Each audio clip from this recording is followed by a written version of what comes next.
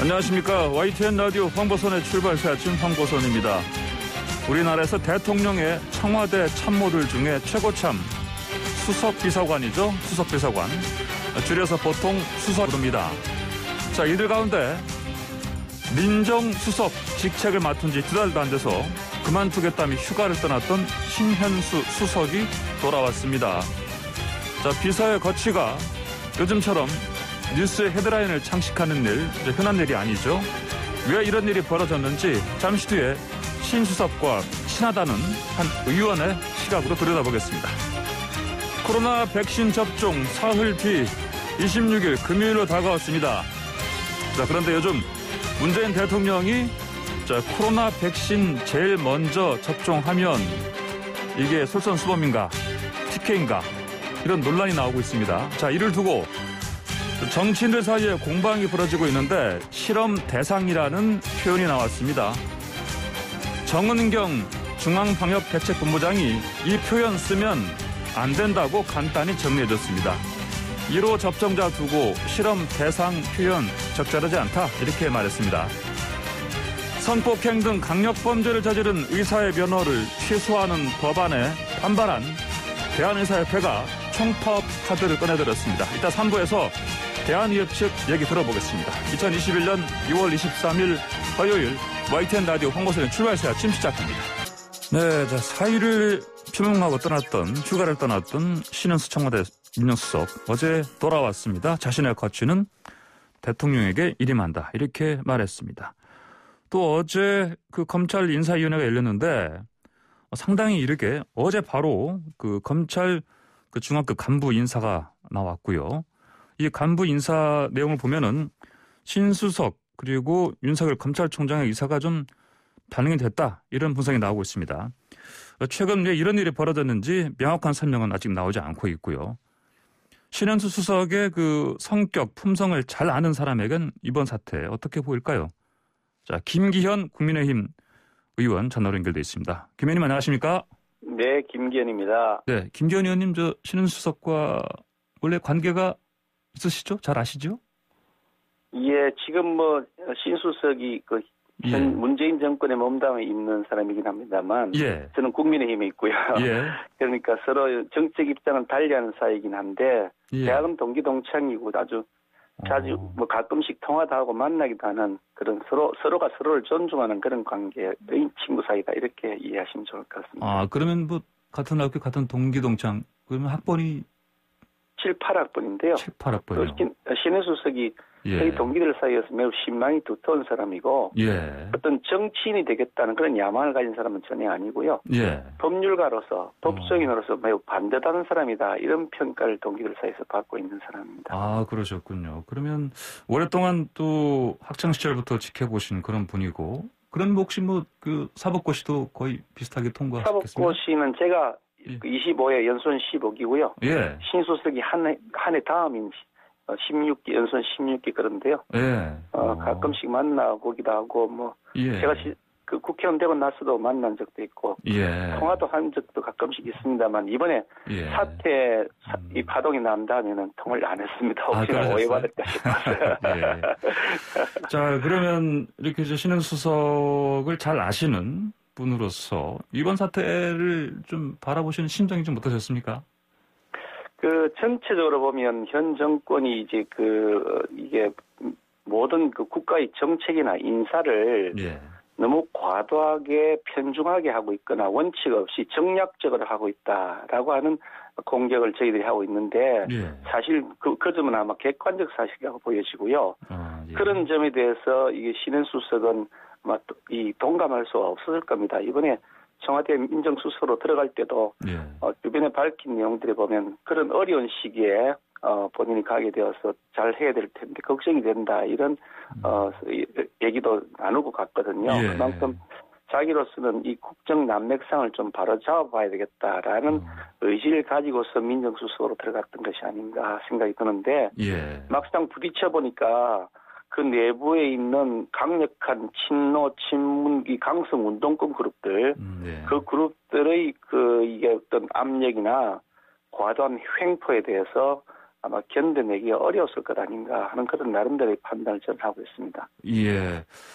어쨌든 신은수 수석이 이제 돌아오기 전까지는요, 언론에서 대부분이 심지어는 강을 건넜다 이런 표현까지 나왔었고요. 그래서 사실은 돌아오지 않고 이제 계속 떠나실 것이다 이런 얘기도 있었는데 결국 지금 어제 신은수 수석이 돌아오면서 자신의 거취는 대통령에게 일임한다 이런 얘기를 한 걸 보면은 계속해서 일을 하겠다 이런 뜻을 밝힌 것으로 봐야 되지 않겠습니까? 어떻게 보십니까? 그래서 그 부분도 계속해서 일하겠다는 것도 아니고 사퇴한다는 것도 아니고 예. 어정쩡하게 지금 봉합해 놓은 상태인데 예. 결국은 또다시 터져나올 휴화산 정도 수준 아닌가라는 판단을 하고 있고요. 예. 일부 언론을 보도를 보니까 네. 본인은 어저께 청와대에 복귀하면서도 자기는 사퇴하겠다라는 의사를 표현했다고 주변에 그렇게 알려졌다고 기사가 나 있던데 예. 아마 대통령과 사이에서 뭔가 얘기가 있었을 것이라고 짐작이 되고요. 예. 아마 문 대통령 입장에서는 그렇겠죠. 지금 당장 한 달여 만에 2달도 채 되지 않아서 자신이 신뢰하는 사람이라고 해서 삼고 처리하듯이 해서 민정수석을 앉혀놨는데 예. 그만둬버리면 대통령이 직접 타격을 받겠죠. 아마 그런 사정 때문에 임시 봉합한 것이 아닌가 하는 생각이 저희 판단입니다. 야, 임시 봉합이라고요? 청와대에서 이번 파문이 일단락됐다 이렇게 설명을 했습니다. 일단락됐다는 것은 청와대의 일방적 의견이고요. 예. 정말 이 사태를 겪으면서 저는 우리나라에서 가장 개혁이 필요한 것은 바로 청와대다는 생각을 다시 한번 하게 되었습니다. 예. 이게 구중궁궐에서 일어나는 권력 암투가 도대체 국민들을 모르는 사이에서 어떻게 전개되는지 알 수가 없는 겁니다. 이게 무슨 조선시대 사극 드라마 보는 것도 아니고요. 이 청와대에 일하는 사람, 대통령까지 포함해서 전부 국민 세금으로 봉급받습니다. 일반 사기업체 임직원이 아니고요. 예. 국민의 알 권리가 당연히 있는 것이죠. 아니 청와대라고 하는 최고 권력 핵심부에서 권력 누수 현상 무슨 하극상이냐 아니냐 이런 논란들이 빚어지고 있는데 여기에 대해서 통치행위라고 얘기하면서 이게 청와대에서 통치행위라고 하면서 그 과정을 설명을 하지 않습니다. 아니 조선시대의 왕입니까? 무슨 통치행위는 무슨 통치행위입니까? 인사에 관해서 배경을 설명하고 그 과정에 대해서 의문이 생기면 해명을 하는 것이 당연한 의무지. 예. 그거 국민들은 알 필요 없어. 이건 통치행위야. 이게 무슨 대통령이란 분이 왕입니까? 난 이해가 안 되는 것이고요. 예. 이와 같은 권력 암투가 구중궁궐에서 계속 일어나고 있는데 언제까지 계속 이런 식으로 밀실 행정할 거냐, 밀실 정치할 거냐. 자신 스스로 대통령 24시간은 이게 국민의 것이기 때문에 다 공개하겠다고 스스로 약속했지 않습니까? 왜 근데 공개하지 않습니까? 하나도 이행하는 것이 없습니다. 예. 지금 상황에서는 모든 걸 그러니까 명확하게 밝혀라. 이게 지금 이제 김기현 의원님의 주문이신 거죠? 그러니까. 다 덮어놓은 거죠. 아니 몇 시에 무슨 재가를 했다고 전자결제를 했다고 하던데요. 예. 전자결제를 했으면 무슨 인사안이 언제 올라왔고 몇 시에 결제했는지 다 나오잖아요. 몇 시에 무슨 결제가 올라왔다 결제했다. 아니 문서의 제목과 결제 시각도 다 그게 비밀입니까? 무슨 비밀이 그렇게 많습니까? 김 의원님 지난 7일에 검찰 인사 말씀하시는 거죠? 예, 그렇습니다. 예. 자, 그러면 사실 이제 어찌 보면 이제 아무리 수석이지만 비서 아닙니까? 대통령의. 근데 이제 이렇게 비서의 인사 관련, 거취 관련 기사가 이렇게 정말 크게 나는 이런 상황, 이게 정상적인 상황 아닌데요. 사태라는 표현을 쓰기도 하고요. 그러면 이 사태의 책임이 그럼 어떤 사람들에게 있다고 보십니까? 당연히 대통령이 있지 않겠습니까? 대통령이 수석비서관이지. 아니, 저희 수석비서관도 아니고. 예. 아니, 대통령이 임명했고, 자기의 수석비서관인데. 예. 자기, 대통령과 수석비서관 사이에서 일어난 문제에 대해서 대통령이 책임을 안 지면 그건 누가 책임을 집니까? 국민이 책임을 집니까? 이게 신현 수석이 뭘 잘못한 것이 있다면 그걸 잘못을 설명을 하시든지. 예. 아니면 대통령이 잘못한 것이 있으면 그렇다고 이해를 구하시든지. 이것도 저것도 아니고 다 덮어놓고 국민들은 알 필요 없다. 이렇게 하면 예. 이게 도대체 이게 투명 행정이라 할 수가 있겠습니까?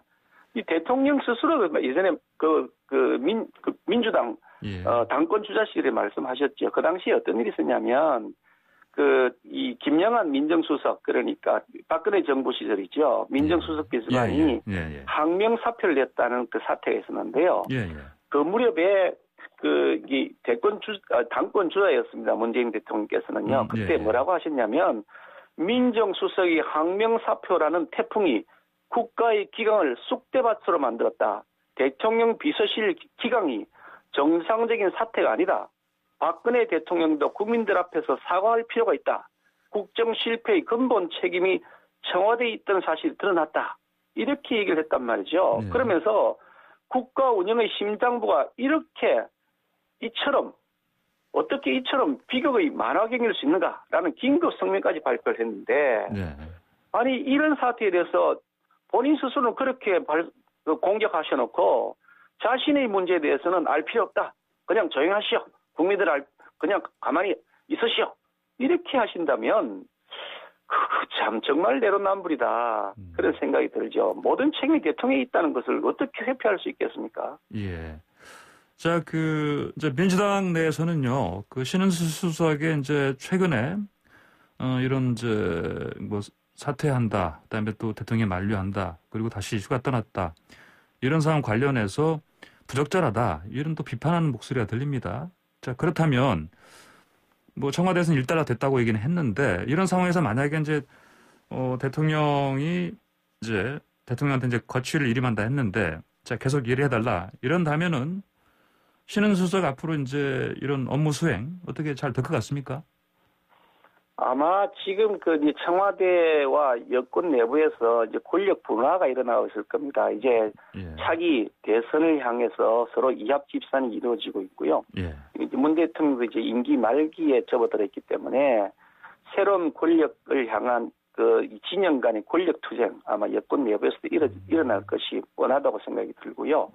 그 과정에서 문재인 대통령의 입지는 약화될 것이 뻔한데 이 상황 가운데서 과연 신수석이 민정수석 업무를 제대로 수행할 수 있을지 여부는 아직 더 두고 봐야 할 것이다. 아마 쉽지 않을 것이다. 그런 생각을 저는 합니다. 예, 알겠습니다. 어제 검찰 인사위원회에서 결국은 이제 인사 단행 내용을 보니까요. 이걸 봐서는 신수석의 어떤 의견, 더불어서 윤석열 총장, 검찰총장의 의견도 좀 반영이 됐다. 이렇게 좀 분석들이 나오고 있습니다. 이런 분석을 봐서는 그래도 신수석이 앞으로 업무 수행을 하는데 그래도 어떤 길을 터준 게 아닌가 이렇게 볼 수 있지 않겠습니까? 어떻게 보십니까? 사실은 이게 검찰의 인사 가지고서 잘했다 잘못했다 여러 가지 평가가 있을 수 있겠지만 현 정권 들어서 한 검찰 인사, 법원 인사도 마찬가지고요.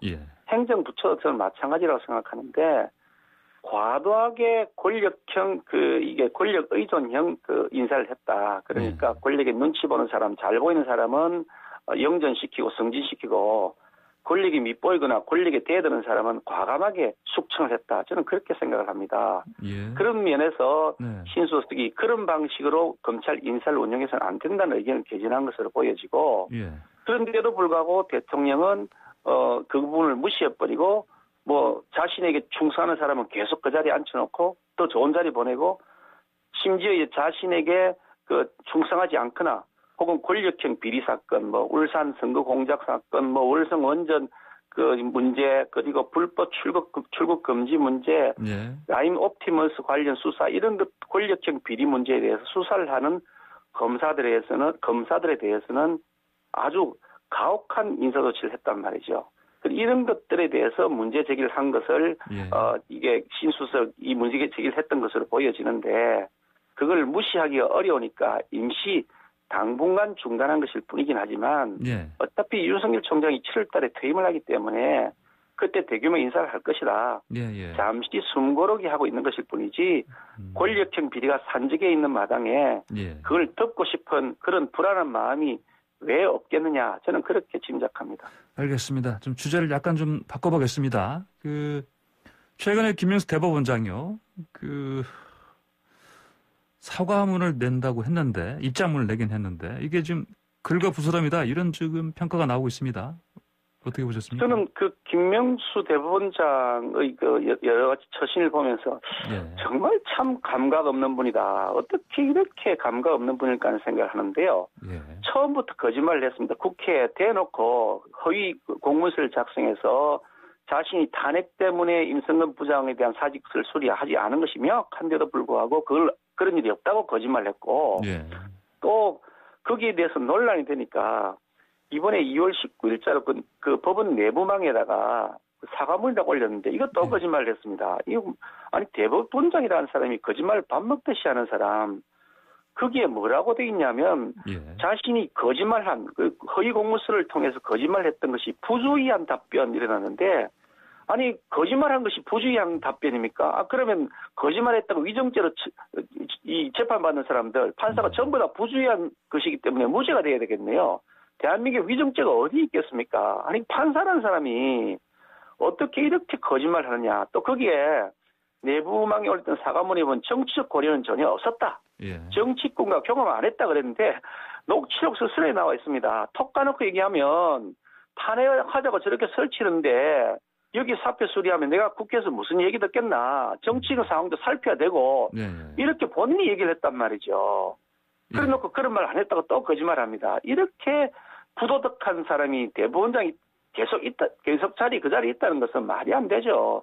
하루빨리 사퇴해야 된다고 봅니다. 알겠습니다. 자, 이 문제 좀 여쭤보겠습니다. 그 박지원 국정원장이 그 이명박 정권 당시 국정원 사찰 문제 들고 나왔습니다. 특별히 이 문제에 대해서 좀 하실 말씀 혹시 있으시다고요?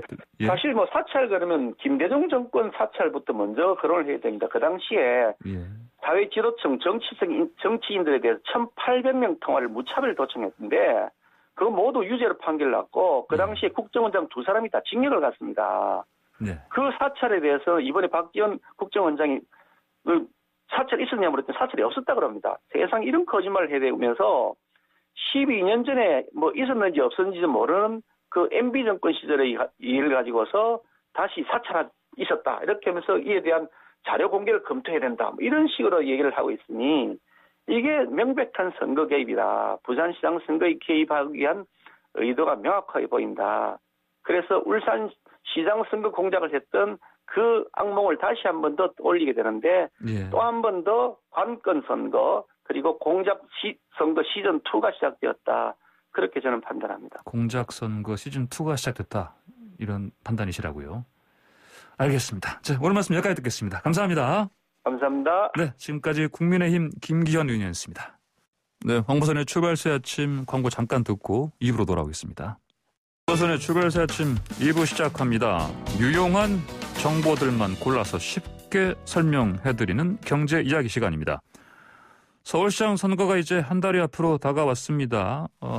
각 후보들은 앞다퉈서 부동산 그 공약들 쏟아내고 있고요. 또 여론조사 기관들 조사를 보면 후보 선택의 기준이 부동산 대책이 될 것이다. 뭐 이렇게 얘기들 하고 있는데 자, 관련해서 최양호 현대경제연구원 고문 연결해서 자세하게 살펴보겠습니다. 최 고문님 안녕하십니까? 네, 반갑습니다. 최양호입니다. 반갑습니다. 자, 여론조사 기관들 조사 보니까 후보 선택 기준 이게 부동산 대책이다. 이런 답이 나왔네요. 네, 부동산 대책이 1등으로 나왔습니다. 그래서 뭐 후보의 도덕성이라든가 지역경제 활성화 등등을 뛰어넘어서 진짜 부동산 대전이 되는 거 아니냐. 말씀하신 대로 지금 이제 한 달여 지금 선거가 남아 있는데 모든 공약이 중심에 지금 부동산 대책들이 나오고 각 후보들이 굉장히 지금 열심히 이 자기네들의 부동산 대책을 지금 유권자들에게 소개하는 그런 지금 모양새를 갖추고 있습니다. 예, 그 후보들과 TV 토론도 그렇고 거의 다 말씀하신 것처럼 부동산 얘기입니다. 보면 이거 부동산 선거라고 해도 되겠어요, 보니까. 그렇습니다. 우리가 3년 전에 지방선거 볼 때는요, 당시에 여야 후보들 사실 그때는 10만 호 정도를 했거든요. 그래서 굉장히 한정적 공급대책인데 요번에는 보시면 굉장히 진짜 묻고 떠블러 가는 물량 공세를 지금 내시는 부분들을 하는데 그만큼 지금 서울 시민들의 굉장히 관심이 가는 부분들은 역시 부동산이 아니겠느냐 이런 추측을 할 수 있겠습니다. 예, 그 주요 후보들 부동산 공약 좀 간단히 좀 볼까요? 네, 그럼 박영선 후보부터 보면 21분 컴팩트 도시에서 30만 호, 특히 또 수직 정원 도시들에서 다액 도시를 만드는 부분들이 있고요. 우상호 후보는 이제 16만 호를 지금 공급하는데, 강변북로 위에 고층 아파트 하는 부분. 나경원 후보는 70만 호입니다. 그래서 또 분양가 상한제 폐지 등등을 지금 주장하고 있고요. 오세훈 후보도 강남북 간 균형 발전 그리고 세대별 맞춤 공급 등. 그다음에 이제 안철수 후보는 굉장히 많아요. 74만 호를 지금 짓겠다 그러는데 또 지상 철도 지하 뭐 이런 것들을 갖고 있는데요. 전체적으로 보면은 물량 많이 이 초점을 맞추고 있는 게 이거는 환영할 만한 것 같고요. 공급 측면을 지금 뭐 늘려준다는 부분들. 그다음에 크게 두 가지로 나눕니다. 이런 지하화나 또는 어떤 다른 현지에 있던 것들을 위에다가 부가적으로 하는 부분 또는 이런 규제 완화라든가 제도 개선을 통한 그래서 두 가지로 크게 나누는데 지금 저희들이 뽑는 서울시장은 사실 1년짜리거든요. 근데 이제 지금 후보들 공이 다 5년 이상이 걸리는 그런 정책들을 내서 과연 이게 실효성 있고 또 이게 지속 가능한 건지에 대한 의문점은 아직도 남아 있습니다.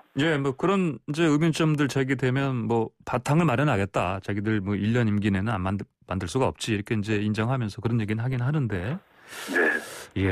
자, 그럼 공약에 대한 그 시민들 반응은 어떻게 나옵니까? 그럼 말씀드린 대로 이게 선언적인 거 아니냐. 그래서 언제 어디다 어떻게 만들 것인가를 꼭 좀 내줘야 되는데 사실 지금 서울 시민들이 가장 기다리고 있는 거는 굉장히 시급한 공급 증가거든요. 그래서 실현 가능성이 있냐.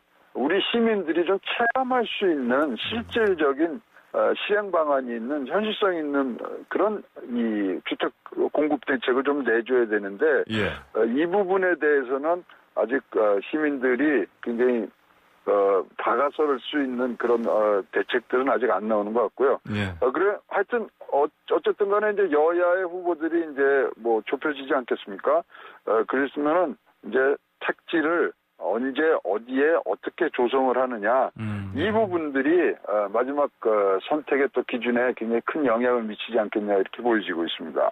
뭐 그런 측면에서라면 이제 최양호 고문께서도 특히 그 지금 5명 가운데 박영선, 나경원, 오세훈, 안철수 후보의 그 공약 내용은 좀 더 살펴보셨다면은 그렇더라도 좀 실현 가능성이 있다. 개인적으로 보시기에는 좀 그런 게 좀 있습니까? 뭐 개인적으로 제가 고르자 그러면 사실 허경영 후보를 제가 좀 뽑고 싶은데요. 왜냐하면 시장 원리에 맞춰서 부동산 대책이 나와야 된다. 굉장히 현실적이고 뭐 사실 맞는 얘기인데요. 이제 그거를 뛰어넘어서 좀 더 실질적인 거 보면요. 지금 이제 현실적인 거 부분을 보면 택지가 있어야 되는 게 부동산 대책의 핵심 아닙니까? 그렇다면 현실적인 면으로 판단을 하자면 사실 재건축이라든가 재개발을 조금 더 원활히 해주고 그다음에 뭐 용적률 이런 부분들이 조금 조정이 되는 부분들이 가장 현실적이고 가장 빠르게 진행될 수 있는 부분이죠. 지금 뭐 경부 양재 IC에서 한남 IC까지를 이제 지하화한다는 부분들 뭐 이런 이제 대책들이 있습니다만 그거야말로 굉장히 오래 걸릴 수밖에 없고 거기가 항시 뭐 24시간 건 정책 구간 아닙니까? 그 부분들을 어떻게 해야 될지 등등을 뭐 다 고려했을 때 가장 현실적인 것은 저 개인적으로는 재건축 재개발을 좀 활성화하는 부분들이 가장 빠르게 그리고 또 많은 물량이 뭐 주속히 나올 수 있는 영향력이 있기 때문에 그 부분이 제일 현실적이라고 지금 저는 판단하고 있습니다. 알겠습니다. 자, 이 후보들이 앞다퉈내는 이렇게 부동산 공약들, 그 최근 정부가 발표한 이사 대책과 당연히 연관성도 우리가 발견할 수 있지 않겠습니까? 네, 연관성도 있으면서도 또 정부 기조와는 굉장히 전면 배치될 수 있는 부분들이 많죠. 왜냐하면 지금 뭐 이사 대책의 주요 핵심 내용은 공공이 주도하면서 빠르게 부지를 만들어가는 부분들이 있는데 뭐 지금 나오는 얘기들은 민간들이 좀 주도하는 부분들도 많고요. 그래서 지금 현재 이사 대책 자체도 지금 택지가 어디 있는지 이거 아직 발표를 안 했거든요. 그래서 이렇게 후보들이 공약을 내놨는데 이사 대책과 합의에 맞지 않는다면은 사실 이런 건 실현 가능성이 굉장히 어려워지고요. 그다음에 이제 이런 재건축, 재개발 이것이 사실 서울시장 단독으로만 정할 수 있는 부분은 아니라고 보여지거든요. 그렇다면은 이사 대책의 흐름, 그다음에 정부 부처와의 어떤 연관성, 그리고 어떤 논의 이런 부분들이 얼마만큼 진행될 수 있는 대책이냐가 사실 굉장히 큰 관건인데 사실 각 후보들은 이사 대책에 대해서는 지금 언급이 별로 없으세요. 그래서 앞으로도 굉장히 이런 부분들이 진행하면서 정부와의 또 어떤 논의 과정이 거친다 그러면 시간적으로는 굉장히 오래 걸리지 않겠느냐. 진짜로 다시 한번 말씀드리는데 우리가 1년짜리를 지금 우리가 후보를 보궐선거로 해서 통하는데 5년짜리 얘기를 해야 된다는 것이 조금 앞뒤가 안 맞고 그런 부분들이 후보들이 조금 더 실현성을 더 갖춘 그런 대책들을 내주시기를 바라겠습니다. 알겠습니다. 자, 그러면요, 이제 후보들이 이제 주로 부동산 대책들을 많이 쏟아내고 있고 그래서 이제 사실은 언론에서도 주로 이제 부동산 쪽에 초점 맞춰서 보도를 하고 있는데 그러면 좀 더 이제 범위를 넓혀서 경제 전반에 어떤 필요한 공약 어떤 게 필요하다 보십니까? 일단은 이제 저희가 산업적인 벼국점을 지나고 있고요. 인구의 구성의 질과 양이 지금 바뀌고 있기 때문에 가장 사실 모든 것의 근원은 일자리거든요. 근데 일자리에 대한 부분들이 굉장히 지금 보이지가 않습니다. 특히 일자리를 통해서 지금 사실 주택난까지도 다 우리가 아울러서 보면 종합적인 부분들이 나와야 되는데 너무나 좀 공공 위주의 그다음에 많은 부분들이 나가는 게 좀 아쉽고요. 그렇다면 일자리라 그러면은 일자리가 생길 수 있는 산업적 생태계를 서울시에는 어떻게 갖고 갈 것인가.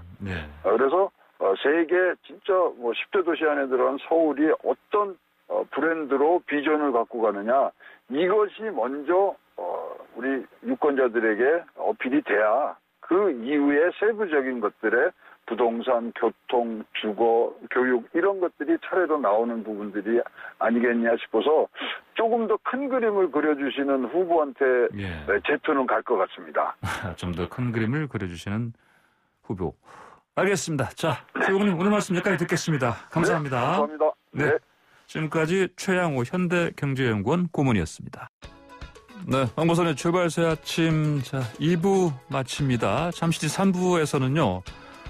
금고 이상의 선고를 받은 의사. 이런 의사들은 면허 취소한다. 이런 내용을 담은 의료법 개정안 관련해서 총파업까지 지금 예고하고 있는 대한의사협회 연결해서 왜 이런 총파업까지 지금 벼르고 있는지 의견 들어보겠습니다.